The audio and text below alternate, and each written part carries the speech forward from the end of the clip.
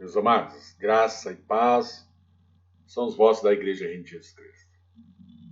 Isaías 63, verso 16, fala sobre a paternidade de Deus. Ora, se ele é pai, eu sou filho. Mas o profeta Isaías descreve em uma revelação profética, orando a Deus, ele fala: mas agora, ó Senhor, tu és o nosso Pai. Jesus, lá em Mateus 5, ele fala: Pai nosso, que estais no céu, santificado seja o teu nome. A oração do Pai Nosso, porque a oração do Pai Nosso ela é específica. Cada versículo do Pai Nosso nos dá uma direção de oração.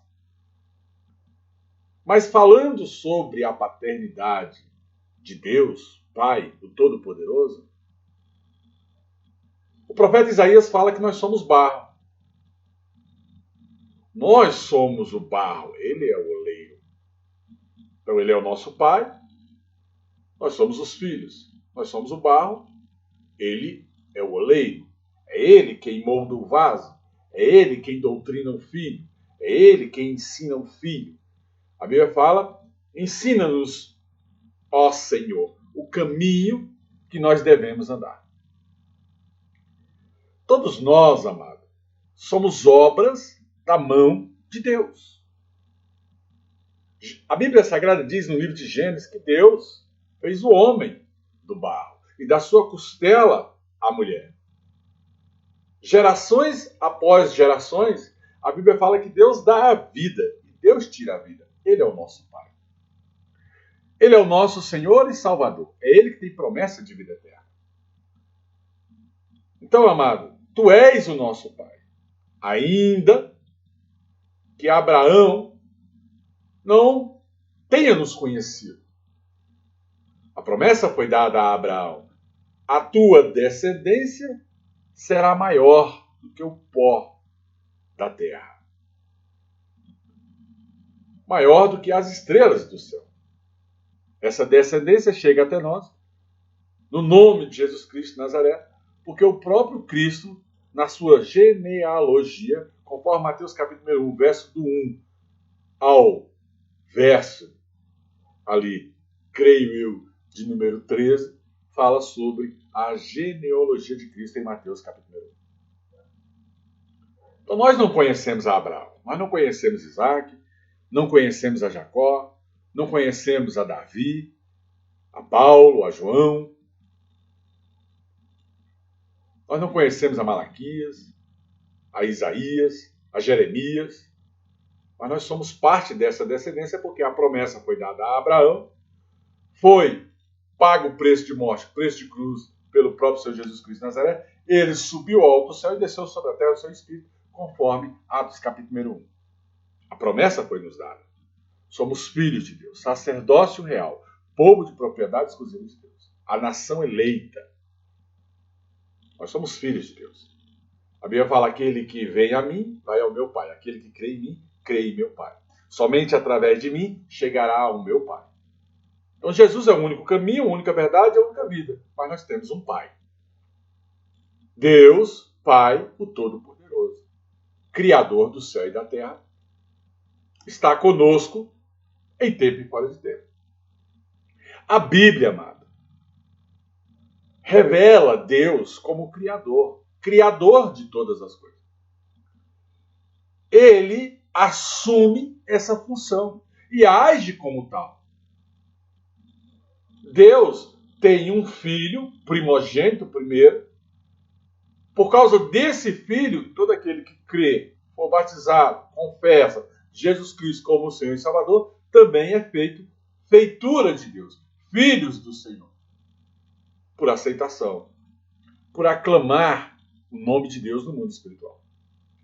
Então ele assume essa função sobre as nossas vidas e age como tal, nos dando o Espírito Santo e realizando, através das nossas vidas, as promessas dele sobre a terra.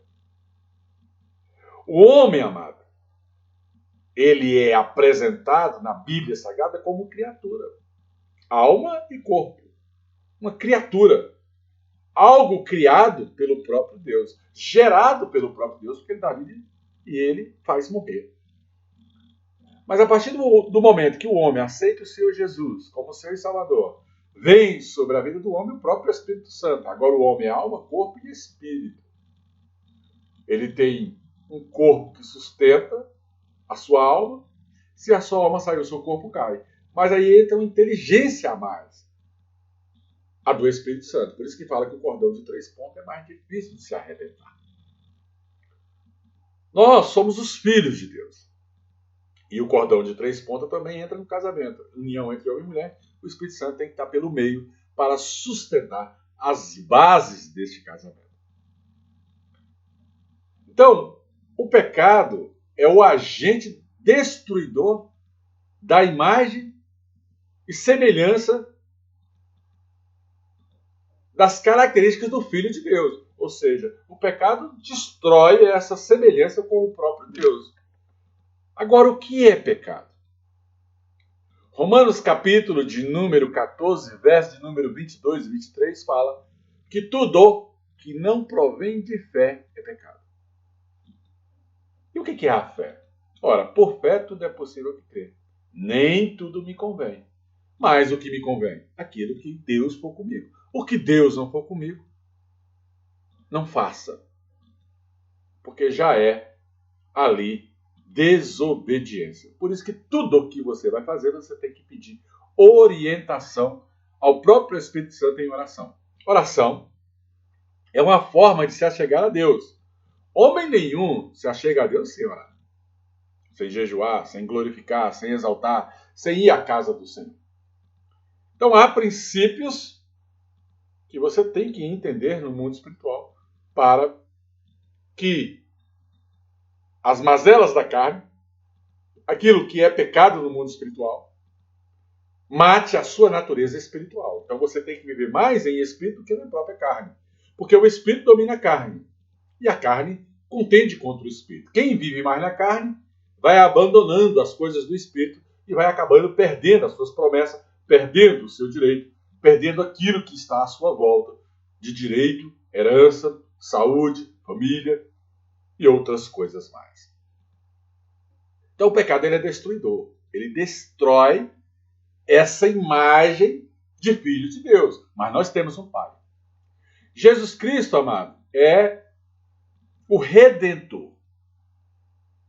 Ele recria a natureza espiritual que Adão perdeu lá no Éden, em Gênesis capítulo 1, capítulo 2, capítulo 3.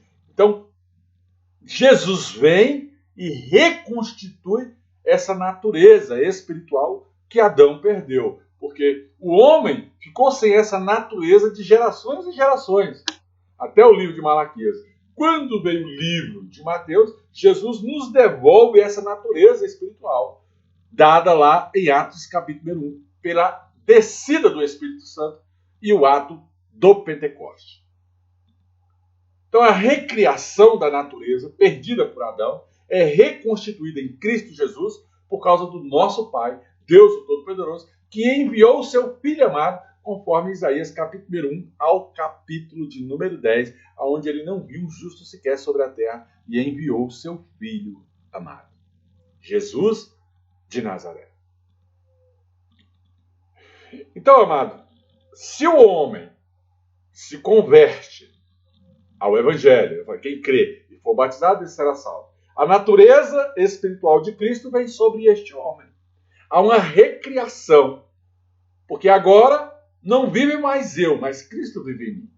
Então, o Espírito de Deus fala através da minha boca. Ele fala, não te preocupa tu com o que vai falar. Abra a tua boca e eu falarei por ti. Mas Deus também se revela como um juiz. E exerce essa função também sobre as nossas vidas. Então, quando você já chega em oração, tem um juiz. Ele está no topo. No topo do mundo espiritual. Porque o nome de Jesus te dá essa liberdade de se chegar agora diante do Pai. E o juiz está te ouvindo. Mas se existe uma acusação no mundo espiritual por parte de Satanás, existe também um advogado que advoga por você chamar Jesus Cristo de Nazaré homem, ressurreto e está diante de Deus. Em espírito está diante de Deus. Então ele é homem espiritual e ao mesmo tempo carnal, porque a sua morte não conheceu a deterioração do corpo humano. A terra não comeu a Cristo. Ele ressurgiu, ressuscitou dos mortos. Jesus Cristo advoga. Então você está diante de um tribunal. Deus, o Todo-Poderoso, o Pai, Satanás, o acusador, à sua esquerda, e Jesus Cristo à sua direita. E Jesus, agora, é o único intercessor entre Deus e os homens diante do próprio Deus. Deus Pai, o Todo-Poderoso. Então, além dele ser o nosso Pai, ele também é juiz. Ele julga todas as coisas. Se há algo errado no mundo espiritual que você está fazendo que não mereça a bênção, é avisado automaticamente ao Espírito Santo e Deus não faz nada sobre a terra sem antes revelar aos seus profetas.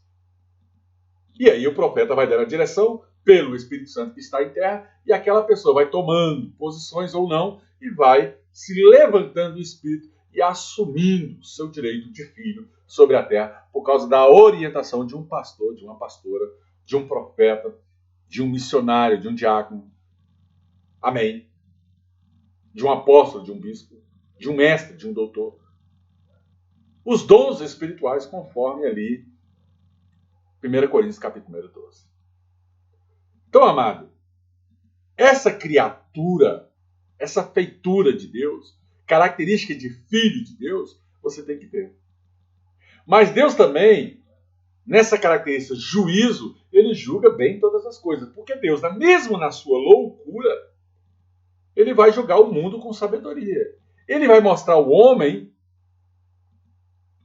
que existe uma jurisdição, existe petições feitas em oração, existe ali benefícios e retorno através da oração. Ele fala, clama a mim e responder-te-ei. Coisas grandes, profundas, firmes, que não subiu ao coração do homem, que não foi pronunciado por boca humana.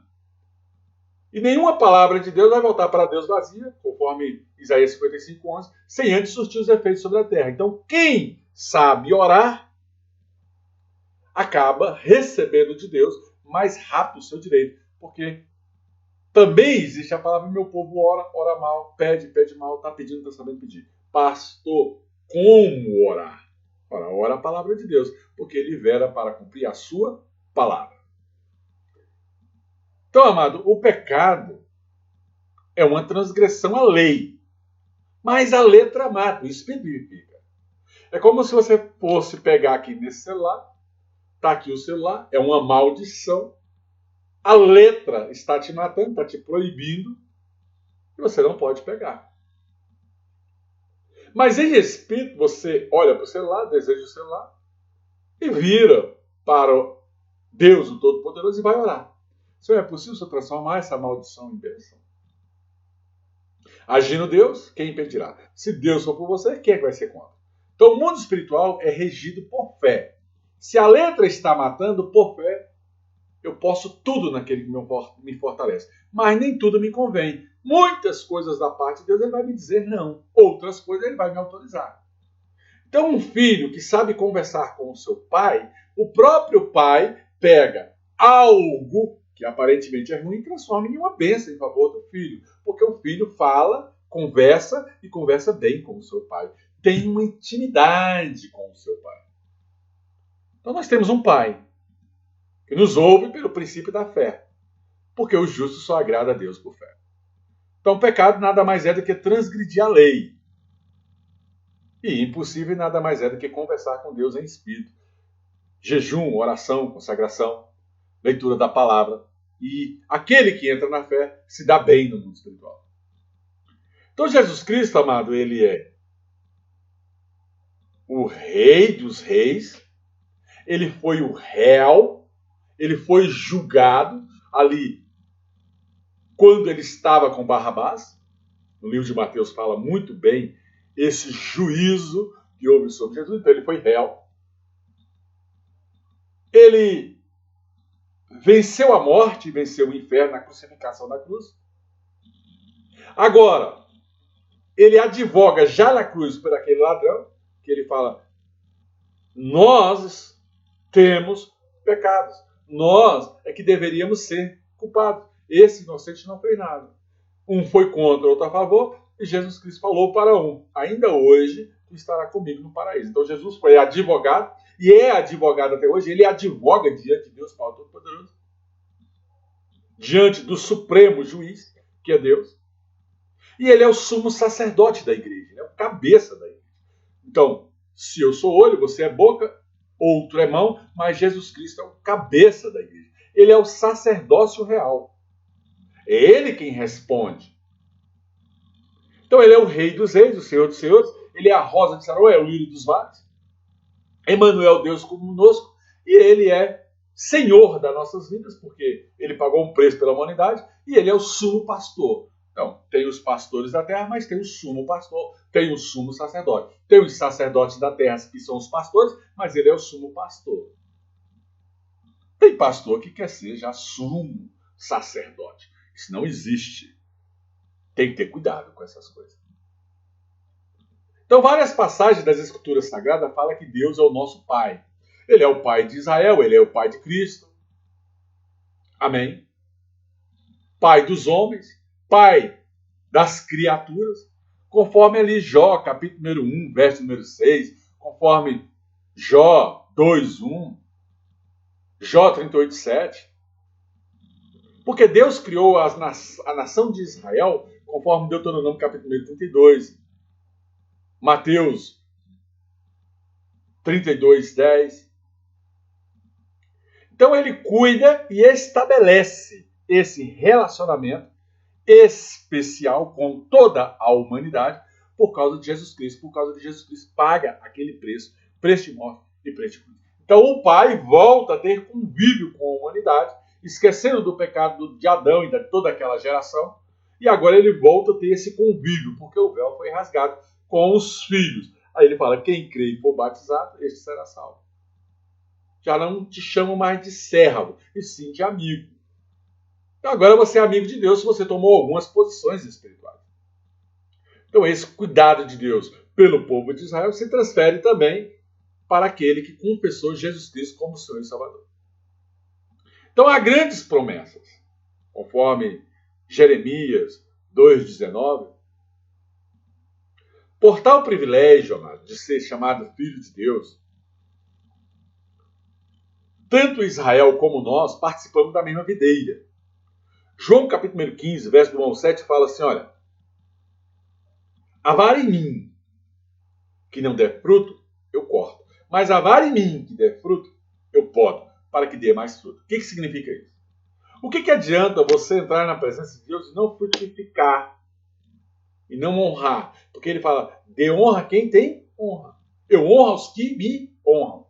Então o Pai, ele só vai honrar quem honra ele.